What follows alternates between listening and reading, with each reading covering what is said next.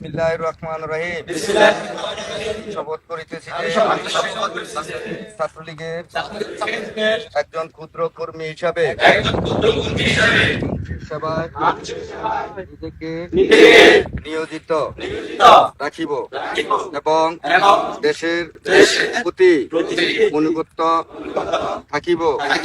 দেশের একতা ও সংহতি বজায় রাখিব এবং বাংলাদেশের স্থপতি জাতির জনক বঙ্গবন্ধু শেখ মুজিবুর রহমানের কন্যা জননেত্রী শেখ হাসিনাকে বাংলাদেশে প্রত্যাবর্তনের জন্য আন্দোলনে সংগ্রাম নিয়োজিত থাকিব।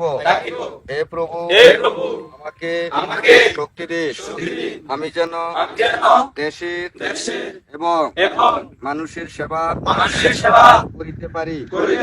জয় বাংলা, জয় বঙ্গবন্ধু, জয় তু শেখ হাসিনা।